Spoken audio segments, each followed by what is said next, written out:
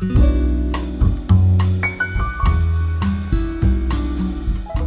everyone, welcome back to my channel, and thank you for joining me here again today. For today's case, we are going back in time just a little bit to 1940. So sadly, there will not be any photos of the perpetrator or any of his victims in this video. This case took place in 1940 in the Cape Flats area, which is in the Western Cape of South Africa. And this story takes us on an entire journey of opportunity, assault, and murder. So without any more babbling from my side, let's get into it. Intended for mature audiences only. At about 8:30 on the 4th of October 1940, a farm worker who lived and worked on the farm was doing his rounds when he noticed a woman lying in a Port Jackson bush, completely naked and unconscious. The bush was bordering the farm fence, so as soon as he saw her, he ran back to the main farmhouse where the main farmer and him called the police. The lady who was found in the Port Jackson bush had been beaten mostly around her head, but she was proven to still be alive. She was then taken to Groote Hospital, where she sadly passed away the next morning. And she sadly never awoke from this coma, so she was not able to speak and tell the story of what happened to her. From a bit of digging from the community as well as the police realized that the lady who was found in the Port Jackson bush lived quite close to this farm where she was found. At around 8 p.m. on the 3rd of October, so the night before she was found, she was seen by a relative boarding a train to Claremont, where she would then get off at Claremont Station and then board a bus to Lansdowne. She got off at the Lansdowne terminus, where she then started to walk home like she did almost every day. So around 1 kilometer into her walk, this lady was then walking through an alley which she used as a shortcut home. She was then struck at the back of her head with a very hard object, and this startled her quite a lot. She kind of stumbled for a little bit, and then someone put their hand over her mouth and started dragging her towards this farm where she was found. Her hat, her ring, and her handbag were all missing. Her handbag only contained a small amount of money, as she would only use cash to use for the bus and the train to go back and forth from work every day. Even though these items were taken from her, the police did think that robbery was not the sole motive in this case. So sadly, while this lady was lying in the Port Jackson bush, the night before it was raining and storming, and any evidence that was on her body was washed away or ruined. However, in the early hours of the 4th of October, witnesses did say that they saw a strange man kind of lurking on the outskirts of the farm, looking through the fence, hanging on his car and smoking, and just watching what they now know was the body of this lady. So they thought that it was quite strange. They described the man as very tall and in a completely dark suit, just staring at the farm. And keep this in mind for later. So sadly, after this lady passed away, her body was obviously taken to the morgue, where they tried to find a cause of death. The coroner said that her body had been so badly beaten that it looks like she had been put in a car, then gone through an entire motor vehicle accident, and then taken out and placed in this bush. But the coroner eventually discovered that she was beaten to death with a very blunt object. So around 3 weeks after the lady in the Port Jackson bush was found, another lady had now been found slumped over her dining room table, and all things pointed to the same person. The lady who was found slumped over her dining room table was a kennel owner. She loved animals, particularly dogs, and she would train them and then house animals who had particularly gone through maybe surgery, or they were waiting to go to a vet, or they were being housed because their owners were away for a couple of weekends or something like that. So the tragedy occurred between 9 and 10 p.m. on the 22nd of October 1940, and her body was only discovered the next day on the 23rd of October 1940 by her live-in nanny or her live-in maid. But what investigators found was that the injuries to the back of her head were very similar to the Port Jackson bush lady. Now, I know that these are horrible names to call them, and I'm sorry that I'm just comparing them to a particular crime, but they had no names and there are no photos of these victims. The records of these victims are so old that everyone was just described as European or non-European, so we kind of have to just decipher like that. So I'm trying to make it as descriptive as possible. And the woman's glasses that she was using to read was found just a couple centimeters away from where she was sitting. So it looked as though she was reading and someone just came up from behind her and smacked her, and the glasses flew and broke, and then she became unconscious and they continued to beat her at the table. Once she became unconscious, the suspect then dragged her body from the table and then dragged her like kind of behind the couch and then continued to beat her until they figured out that she was no longer breathing. They then took her pantyhose off and tied her hands as well. And I think I forgot to mention in the first case, the lady in the Port Jackson bush also had her hands tied with pantyhose. My apologies. The lady's handbag, which was on the table as you entered the front door, was taken, but that was it. There was nothing else that was removed from the house, and they basically had free reign within the house. But all they took was a handbag with a tiny bit of cash in. Now, remember I said that this lady who lived alone owned kennels, and there were dogs everywhere, so the house was very well guarded in that aspect. So it was very unlikely that they would not have raised a lot of suspicion from barking dogs and vicious dogs. So what police eventually found out was that someone had squeezed their way through a tiny bedroom window to be able to get in the house. But apart from a little clue that the perpetrator had left, there was nothing else that police could go on. All that the police knew about the culprit was that this person knew these areas very, very well. They also knew that the woman either walked alone home or that they lived alone. So police were going door to door, suburb to suburb, knocking and asking a lot of questions to the neighbors, but no one really knew anything. There was a lot of pressure on police to try and resolve this case. And while trying to do so, they were putting a lot of police officers on patrol everywhere between these two areas. So between Lansdowne and Wynberg, there were a lot of officers on the streets. So some critics of the police and their investigation within this case said that it was actually wrong for the police to have so many patrol officers everywhere. And because of this, the suspect had now moved from Lansdowne and Wynberg to an area that was completely out of the police's radar, so that they basically went undetected. Because on the 11th of November 1940 in Wetton, which technically isn't that far, but I kind of get what the person is saying. But basically this next crime happened in broad daylight at about 10:15 in the morning. A young lady was busy taking her clothes in and out of the house, taking them to a tap that was around the corner of her house on the side of the wall, and she was outside busy washing her clothes. So like I said, this lady was in and out of the house. So she would wash some clothes, get some more, and come back out. So in and out of the front door like that. So around the fourth time that this lady had then gone back into the house and come back to the tap, as she then stepped out of the front door, someone then came up from behind her and hit her at the back of the head. She was semi-unconscious. So then this person put their hand over her mouth and started dragging her to a far corner of the property. While the lady was being dragged to the far corner of the property, it happened to be that one of the delivery men that she had asked to come that day for groceries happened to pull up at the same time. He saw this lady being dragged across the ground, and he then dropped everything and started running towards this man and shouting. The man then dropped the lady and he started running off. This man seemed to be very quick on his feet because the delivery man was not able to catch up to him, but he started shouting at other guys who were working on the farm area, and they all started to take chase now at this man. The man then hopped onto a bicycle and sped down the road, and he was heading towards the Lansdowne area according to the delivery man. The delivery man then reported it to police, who came onto the scene. They checked if the lady was okay, and she was then taken to hospital because of the blow at the back of her head. The police then asked the man to describe the person that he saw. He then described to police that the man was a short colored male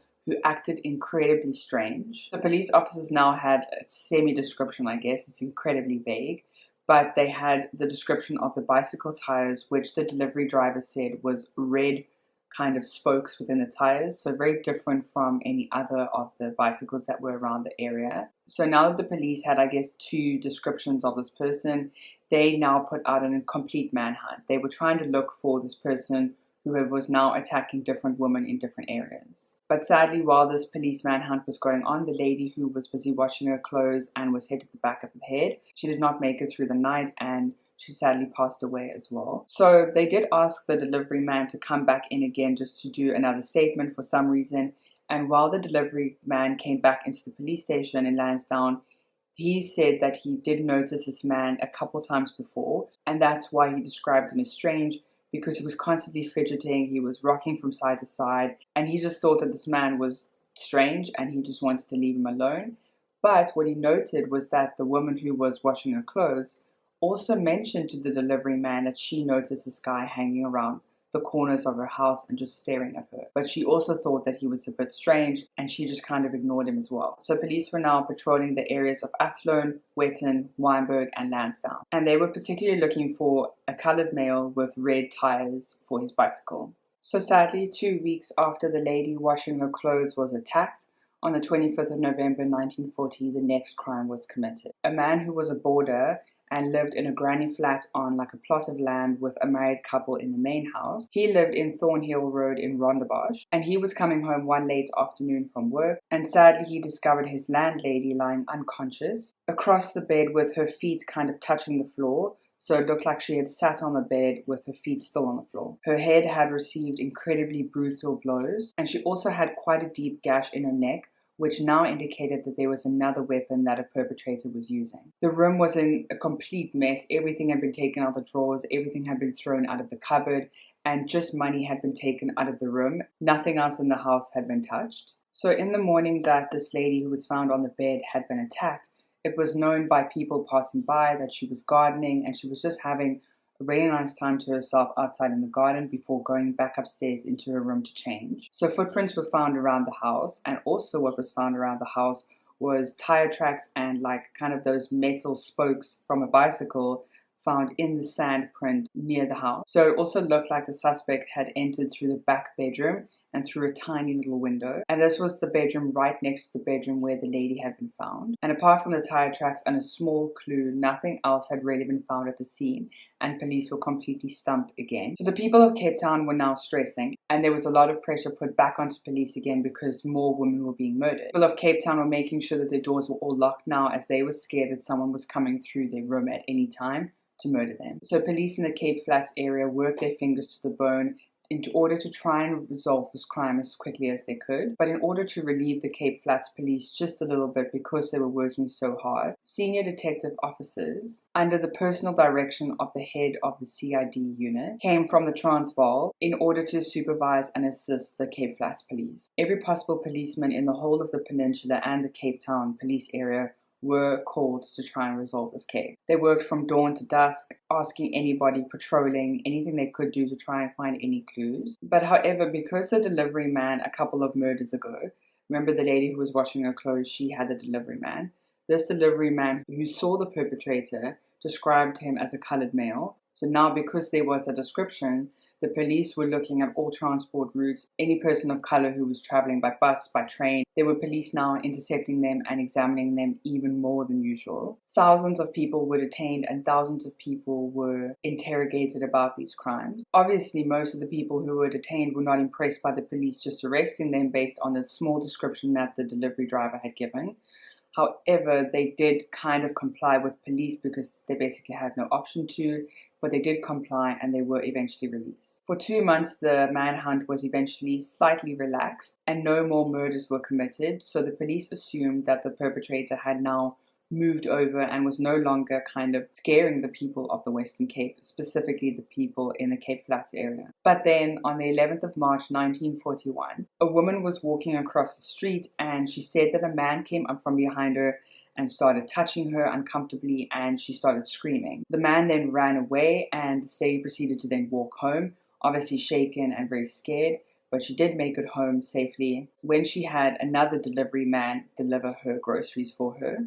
So not the same delivery guy from earlier. But while this man was kind of unpacking the groceries for this lady, she was picking them up and she happened to look up and she saw the same man who just accosted her earlier now staring at her like kind of up the road. She then told the delivery guy exactly what happened. He turned around and he then tells her that he knows exactly who that person is. The lady then was like, "Oh, you do? Okay, come." She then takes the delivery guy. They walk over to the police department. The police then took down a statement from both the lady and the delivery man, and they asked the delivery man if he could try and locate this man that he said that he knew. For a couple of days he couldn't, until the 16th of March 1941, when he said that he finally found the person that they were looking for. The man they were looking for was working at a theatre in Wynberg, and this man's name was Gamal Salie Lineveldt. He was described by police in the records as a 23-year-old male, small of stature and slender build. Gamal was said to have no left thumb, and when they searched Jamal's house, they found the ring, a silver hat, as well as little ornaments that you put on the hat that the ladies may have worn back in the day, which were both found to have belonged to the first victim who was found in the Port Jackson bush. A bicycle with red spokes was found at Jamal's house,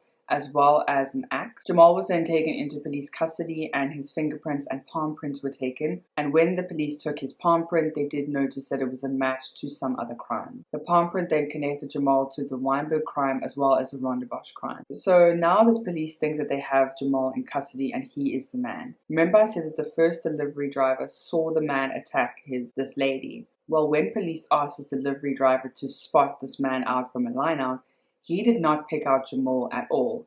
Actually, he said that Gamal wasn't the guy who attacked the lady. Gamal did say that he took off his thumb because he was worried that police would connect his thumbprint to any of the crimes, and that's why he removed it. Even though the first delivery driver could not pick out Gamal from the line out, Gamal did confess to everything, and he said that in the first 3 cases, he struck the woman at the back of the head with a very heavy object, which he had taken the head of the axe off, and then used the wood from the axe to smack the victims. He would also swap between this piece of wood and a heavy metal pipe. But with the Rondebosch victim, remember she was lying on the bed and she was bleeding from the neck as well. He then decided to use the axe on her instead of just the wooden part or the heavy metal pipe. Police said that on the evidence that they had, there was no doubt that Gamal was their guy. And before the Supreme Court on the 10th of June 1941, Gamal Lineveldt was found guilty of all 4 murders and received a death sentence which was carried out and he was hanged. And that is the end of this case. But remember I told you to keep in mind the description of some witnesses from that first crime where there was a man kind of leaning on his car, and they described him as tall and thin, and he was wearing a black suit. And I found it quite interesting that witnesses saw this man the first time who was staring at this bush, who now they know was actually a lady within the bush. And I find it interesting as well from the first delivery guy that he couldn't point out Gamal at all. So I am wondering if maybe police pressured Gamal into confessing and he was just kind of the scapegoat for all of these crimes. But then again, his palm prints matched a lot of the windowsills where he was leaning. So I don't know, but that is the case of Gamal Lineveldt, or the murderer of the Cape Flats. Let me know what you think of it down below. I hope that you were entertained. Stay safe and don't talk to strangers, and I'll see you again next week. Bye.